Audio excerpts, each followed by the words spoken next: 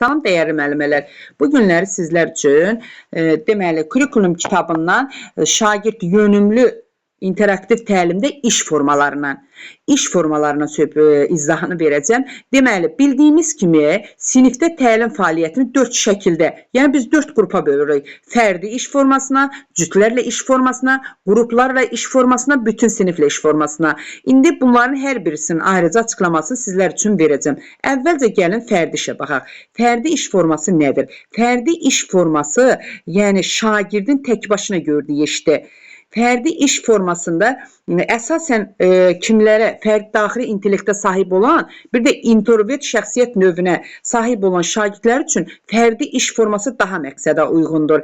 Yəni burada fərdi iş formasında şagirdlər öz templərində işləyir, bildiklərindən daha çox əmin olurlar. Çünki düzgün yönləndiyi təqdirdə onların öyrənməsi, onları fərdi işləyən zaman münasib iş üsullarını, strategiyalarını müəyyənləşdirməsinə, istifadə etməsinə daha yaxşı bacarır. Fərdi iş formasının çatışmamazlığı da var. Faydasını dedik, indi çatışmamazlığını deyək. Fərdi iş formasının çatışmamazlığı odur ki, sinifdə şagird sayı çox olanda fərdi iş formasını həyata keçirməkdə problem yaşayırıq. Çünki hər bir şagirdin fəaliyyəti ilə biz tək-tək maraqlana bilmərik. Hər birisi ilə fərdi olaraq əks əlaqə qura bilmirik. Hər birisinə fərdi olaraq rəy, münasibət bildirməkdə, yəni vaxt baxımından çətinlik çəkirik. Yəni fərdi iş formasında onlar əməkdaşlıq etmək, ünsiyyət qurmaq, problemi həll etmək, bu işlər fərdi iş formasında kölgədə qalır. Fərdi iş formasının qiymətləndirməsi də belədir ki, qiymətləndirmə apararkən fərdi iş formasında, yəni qiymətləndirmə müxtəlif şəkildə aparılır. Müəllim həm şagird tərəfindən, müəllim şagirdin fəaliyyətini izləmək üçün, şagird öz tərəfinə isə özünü qiymətləndirmək üçün qarşılıqlı qiymətləndirmə aparır. Yəni özünü qiymətləndirmədən istifadə edərək şagird özünün zəif və güclü tərəflərini müəyyən edə bilir. Yəni nələrə diqqət yetirməli olduğunu öyrənir, inkişaf səviyyəsini izləyə bilir. Şagird, gəlin görək, bir də fərdi iş forması introvert şagirdlər üçün daha uyğundur. Amma cütlərlə iş forması ekstravert şagirdlərə uyğundur. Şəxslər arası intellekt uyğundur.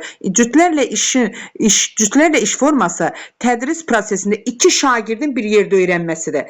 Yəni 2 şagirdin bir yerdə tapşırığı yerinə yetirməsidir. Bir-biri ilə əməkdaşlıq, qarşılıqlı əlaqə qurması deməkdir. Cütlərlə iş forması. Cütlərlə iş formasının faydası ondan asılıdır ki, yəni şagirdlər birlikdə bir-birindən öyrənməyə imkanları olur. Yəni hər hansı bir mövzu olanda digər şagird yoldaşı ilə bölüşür, yoxlayır, qarşılıqlı mübadilə aparır, ortaq bir nəticəyə gəlirlər. Problemin həlli üçün birgə çalışırlar. Cütlərlə iş formasında. Yəni şagirdlərdə, deməli cütlərlə iş formasında şagirdlərin bir-birinə empatiya hissi olur. Onlar şəxslər arası intellektə, ekstravert şəxsiyyət növünə sahib olan şagirdlər üçün daha əlverişli olur. Bəs çatışmamazlığı nədir cütlərlə iş formasının? Cütlərlə iş formasının çatışmamazlığı odur ki, şagirdlərin əgər bir-birinə mənfi münasibət olsa, bu zaman cütlərlə iş formasında işləmək mane olur bir-birinə. Yəni şagirdlərin rəy vermə bacarığında yüksək olmadığı halda onlar bu iş formasında uğursuzluq yaşayırlar. Məsələn, şagirdin əgər qarşı tərəfdəki əməkdaşlıq etdiyi şagirddən xoşu gəlmirsə və yaxud da qəlbində nəsə varsa, o şagirdə müsbət rəy verməyəcək. O şagird müsbət rəy ala-ala, yəni şagird qarşısındakına müsbət rəy verməyəcək. Bu da cütlərlə işin çatışmamazlığıdır. Qruplarla işdə isə qruplarla işin şagirdlər kiçik komandada fəaliyyət göstərir. Yəni kiçik komanda şəklində tapşırıqları həll edirlər. Yəni sırf onların bilik və bacarıqlarının xüsusiyyətinə görə qruplara ayırmaq vacib deyil. Bilirik ki, qrupda həm aşağı səviyyədə, həm yuxarı səviyyədə, həm orta səviyyədə şagirdlər olmalıdır. Qruplarla işin faydası budur ki, yəni onların bilik və bacarığını tətbiq olunmasına daha çox şərait yaradırıq, fərqli fəaliyyətlər həyata keçirmək, şagirdin yaradıcılığı yüksək olur, problemi tapşırıqları hamı çalışır, çünki yaxın inkişaf zonaları onlarda güclənir. Qruplarla işdə əməkdaşlıq etməkdir, ünsiyyət qurmaqdır, təcrübələri bir-biri ilə bölüşməkdir, həyatı bacarıqları formalaşdırmaqdır, qruplarla iş üçün çox əlverişlidir. Çatışmamazlığı da ondan ibarətdir ki, qruplarla iş zamanı bəzən şagirdlərin yarısı, bəziləri çox işləyir, bəziləri isə az işləyir. Bu da şagird arasında narazılığa səbəb olur. Yəni sinifdə qrup işi üçün qaydalar olmasa, əgər qruplarla iş zamanı sinifdə qrup işi üçün qaydalar olmasa, bu şagirdlər arasında xaotik səs-küy yaradır. Yəni biri var işgüzar səs-küy, işgüzar səs-küy deməli fəaliyyət zamanı ortaya çıxan səs-küydür. Amma xaotik səs-küy şagirdlər öz aralarında şəxsi söhbətlər aparmasıdır. Yaxşı olar ki, qruplarla işləyən zaman müəllim qrup qaydalarını sinifdə şagirdlərlə bir yerdə tərtib etsin. Şagirdlərlə bir yerdə qrupu qaydalarını tərtib edəndə şagirdlər ona daha yaxşı riayət edir. Yəni qrup işi qaydaları da budur ki, yəni danışıq növbəsini gözləyin, bir-birinizi sonacan dinləyin, bir-birinizin şəxsinə deyir ideyalarına fikir bildirin, bir-birinizə yardım edin. Bir-birinin şəxsinə deyir ideyası odur ki, hər hansı bir, məsəl üçün bu qrupun digər qrupdakı şagirddən xoşu gəlmirsə, onun xoşu gəlmirsə şəxsinə yox, onun verdiyi cavab düzdürsə, ona ideya bildirməlidir. Qruplarla işdə müəllim bəzən qruplarla işdə müəllim şagirdlərə skafoldinq etməlidir. Yəni onlara istiqamət verməlidir, yol göstərməlidir. Qiymətləndirməsi də odur ki, qruplarla iş zamanı qrup işinin qiymətləndirməsinə müəllim çətinlik çəkir.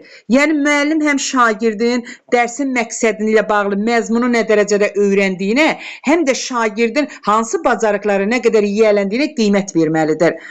Deməli, buna görə də şagirdlərə qruplarla iş zamanı qrup üçün müəyyən olan hansısa bir bacarıqlarını qiymətləndirmək, məsələn, şagird ola bilər ki, yaxşı oxuyur, amma bacarığı yoxdur. Və yaxud da bacarıqlıdır, yaxşı savadı yoxdur, amma bacarıqlıdır.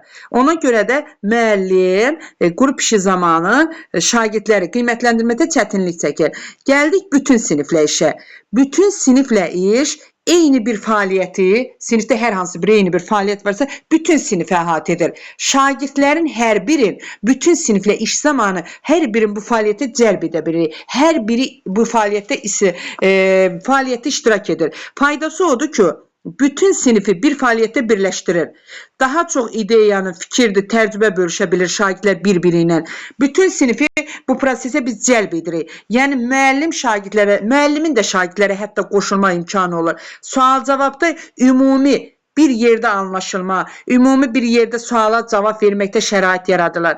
Çatışmamazlığı da odur ki, bütün siniflə işin çatışmamazlığı odur ki, şagirdlər bəzən elə olur ki, yalnız o fəal şagirdlər iştirak edir. Utancaq, passiv şagirdlər kölgədə qalır, diqqətdən kənarda qalır. Buna görə də sinifin idarə edilməsi əgər zəif olarsa, bu zaman bütün siniflə işdə zamanı xaotik səs-küy yaranacaq. Yəni mövzunun da bu xaotik səs-küy olan ondan sonra mövzunu necə öyrənə bilər? Mövzunun da öyrənilməsində çətinlik yaranır. Bütün siniflə işin qiymətləndirməsində də deməli sinif üzrə qiymətləndirmə müxtəlif şəkildə aparılır. Yəni müəllim hazırladığı və yaxud da əvvəlcədən şagirdə bölüşdürdüyü meyarlar əsasında aparır. Deməli bu zaman həm müəllim şagirdləri, həm də şagirdlər özlərini yoxlayıb qiymətləndirə bilirlər. Fərdi iş formasında yalnız şagird fərd özü tək başına işləyir. Cütlərlə işdə iki şagird, yəni əməkdaşlıq edir bir-biri ilə. Sonra qruplarla iş kiçik komanda şəklində olur qrupla, amma bütün siniflə iş isə, bütün siniflə işdə hər hansı bir fəaliyyət görüləndə bütün sinifi əhatə edir. Yəni bütün sinifin şagirdləri bu bütün siniflə iş formasında iştirak edə bilirlər. Bugünkü dərsimizdə deməli şagird yönümlü interaktiv təlimdə iş formalarının aydın şəkildə izahı.